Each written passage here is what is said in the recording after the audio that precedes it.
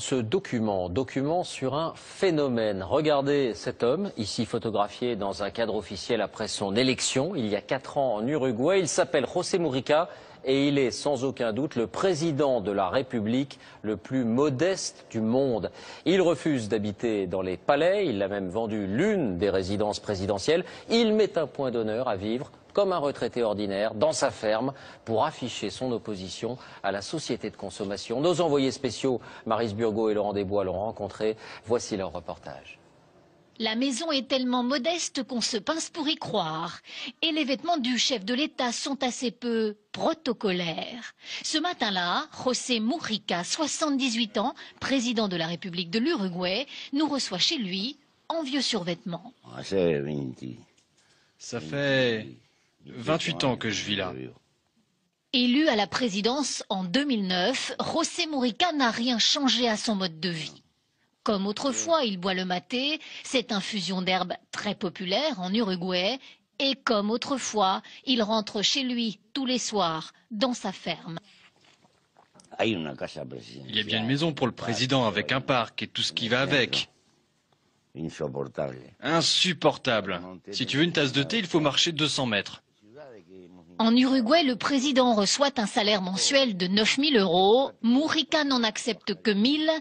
Le reste est reversé à l'État. L'ex-guérillero d'extrême gauche est aujourd'hui un président totalement hors norme, un ovni politique façonné par ses années de prison sous la dictature militaire. J'ai dû vivre pendant 10 ans dans des conditions extrêmes. Et quand la nuit, j'avais un matelas pour dormir, c'était comme avoir gagné à la loterie. Alors j'ai appris à vivre avec rien. Je ne fais pas l'apologie de la pauvreté. C'est plutôt l'apologie d'une vie avec seulement ce qui est nécessaire. Chez les Mujica, pas de personnel de maison, la première dame se charge de la cuisine, le racetisme n'est pas une façade. Ils prônent aujourd'hui tous les deux un socialisme matiné d'économie de marché et ils sont d'accord sur la place du couple présidentiel. Il y a eu des femmes de présidents qui ont joué ce rôle de première dame, mais moi je travaille, j'ai été élue sénatrice. Pour arriver jusqu'ici, il faut quitter Montevideo, la capitale de l'Uruguay, et emprunter ce chemin de terre rudimentaire. Entre deux obligations présidentielles, Mujica donne volontiers un coup de main à ses voisins cultivateurs. Seul indice de la présence ici du chef de l'État, ces 2 officiers de sécurité. Dans son bureau présidentiel, ici au cœur de la capitale, il ne porte jamais de cravate. Un chef d'État atypique pour l'un des pays les plus stables d'Amérique latine. L'Uruguay affiche aujourd'hui une croissance économique honorable et un taux de chômage à moins de 6%. Mais c'est surtout dans les campagnes et les milieux les plus défavorisés que Mujica est très populaire.